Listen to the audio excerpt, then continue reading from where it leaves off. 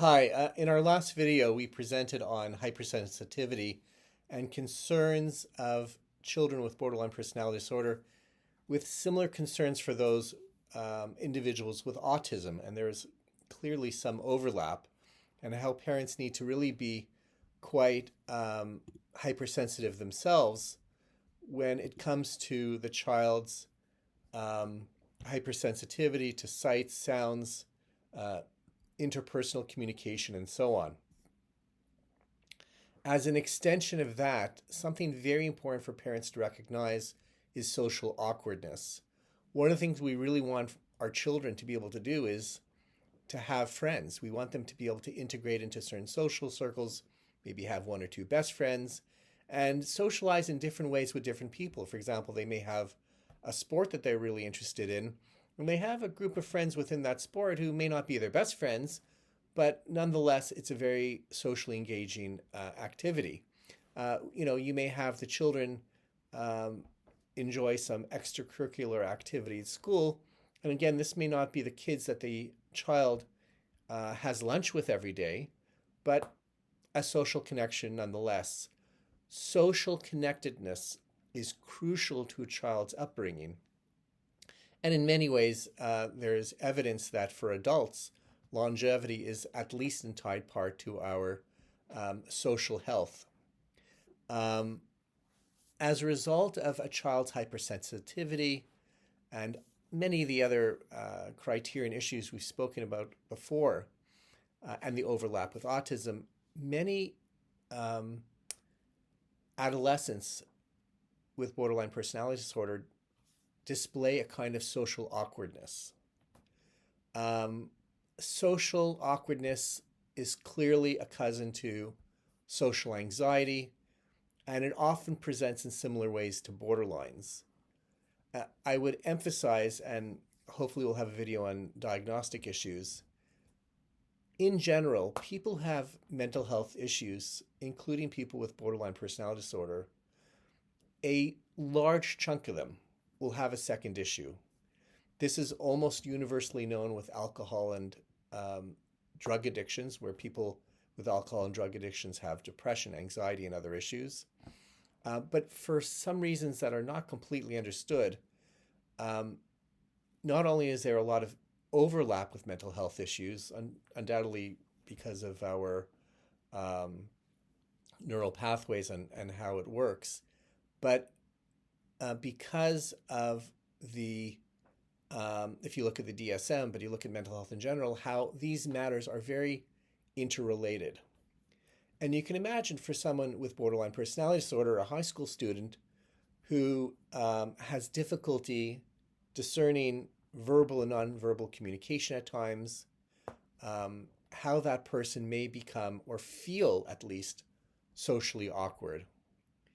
Um, it's not irrational, but rather quite rational for people with borderline personality disorder, as they appreciate that the cognitive and behavioral dysfunction necessarily makes that person socially awkward to at least some extent, which is a marked fear or anxiety about one or more social situations in which the individual fears being exposed or embarrassed or humiliated or scrutinized by others.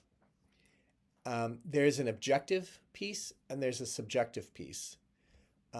Very often with social anxiety disorders, it's primarily subjective.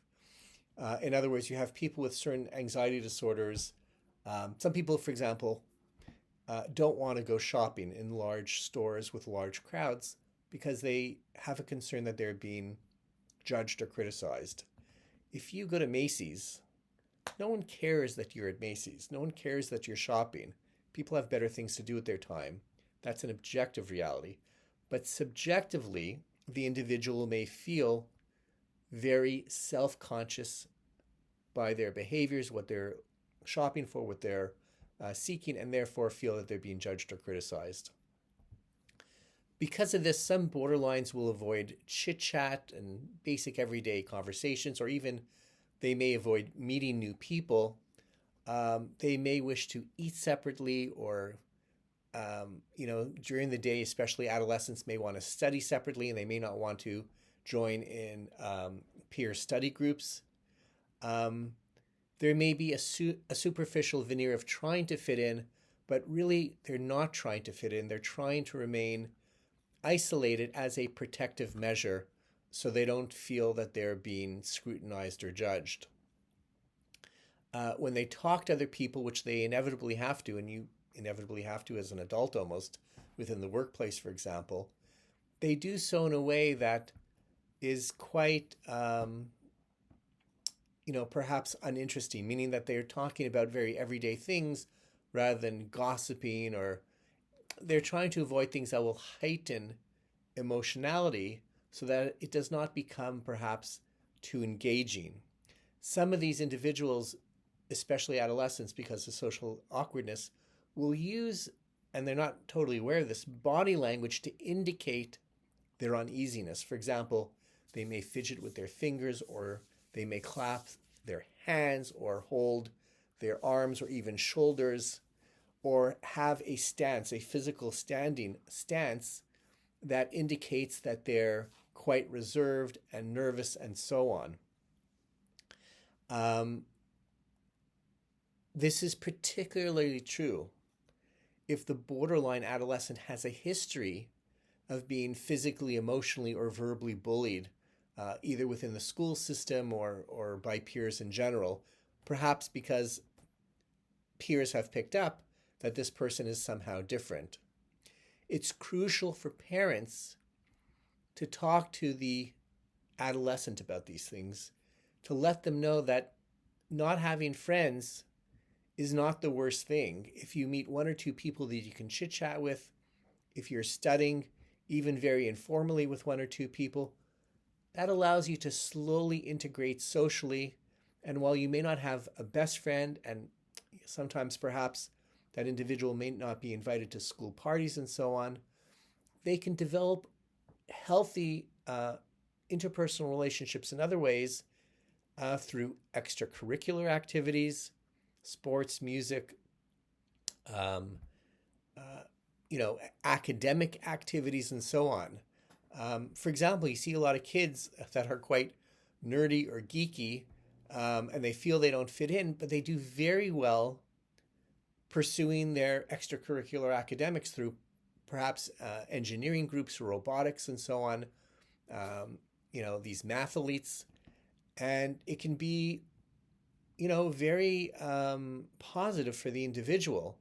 On the show, The Big Bang Theory, you have several people who are socially awkward, not just, in meeting women their age, but interpersonally, frankly, even within their social group, but certainly outside their social group.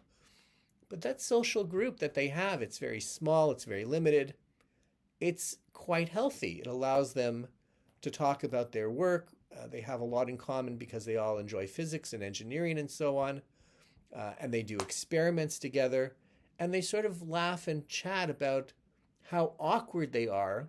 It's almost like a group support system about their inability to meet women. The major difference between the borderline social awkwardness and social anxiety disorder is that the borderline's social awkwardness may be rooted in the borderline's inability to decipher social cues, while social anxiety disorder is generally rooted in fear of social embarrassment. The inability to decipher social cues is very much related to what we spoke about in the last video, about how some of these borderlines appear to have characteristics that overlap with individuals with autism. It's crucial that parents understand these things because the borderline may have these very similar social awkwardness, not outside the family, but within the family. They may be hypersensitive and feel socially awkward and feel uneasy even when contending and speaking with close family members, not just extended family members, perhaps at holiday time or birthday parties or religious events, but within their immediate family members, including parents and siblings and so on, even when those siblings are close in age. When the borderline has problems picking up on these social cues, it can lead to embarrassment, it could lead to rejection, And it's important for the parent to speak about this with the child. At the best of times, adolescence is so awkward and we feel so uneasy about our bodies and our how we speak and what kind of clothes we put on. Do we fit in? Is this person going to like us? Is this social group, a group that we can attach ourselves to?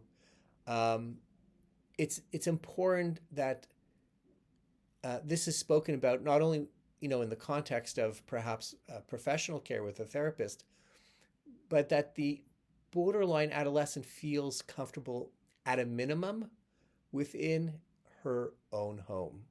At a minimum, she is able to speak about these things so that she fits in with her parents and siblings and feels part of the social family dynamic.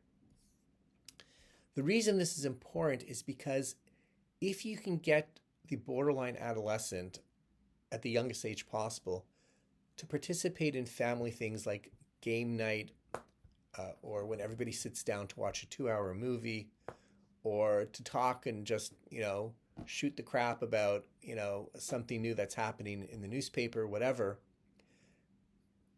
that social interactive ability can be generalized as the child grows outside of the family.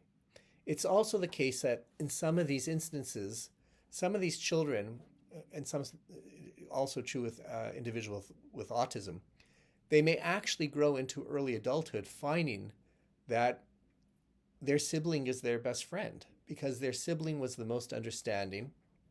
Their sibling was the most gracious in allowing them to be part of their lives, even though sibling may be 1 or 2 or 3 years older or younger.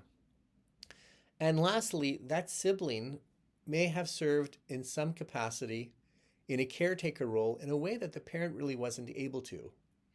The parents have their own world because they're obviously of a different age and of a different generation. And so it's not unusual to see the borderline, if properly encouraged, to develop this kind of loving relationship with a sibling. Now, the opposite can also happen because the borderline adolescent can be so difficult. It's sometimes the case that the borderline adolescent emotionally distances siblings from, her world, and then the borderline is not only perhaps socially isolated external to the family, but also internally within the family.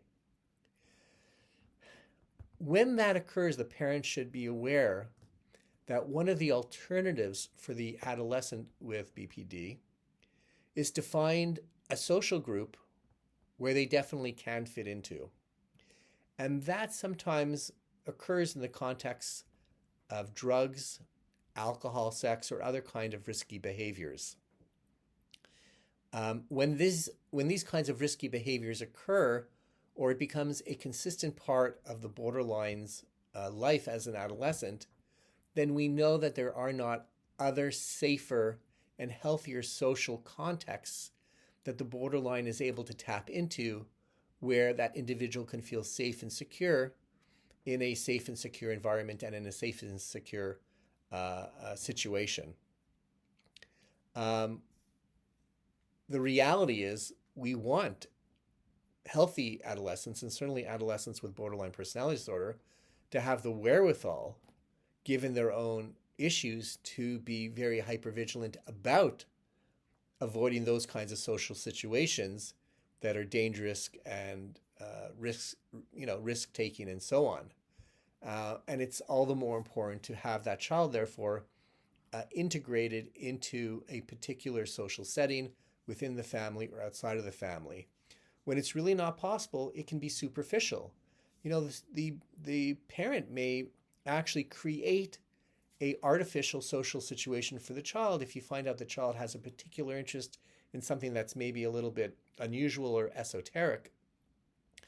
The parent might find parents with children with similar odd interests and artificially form that as a group because the child cannot seek those individuals out on her own.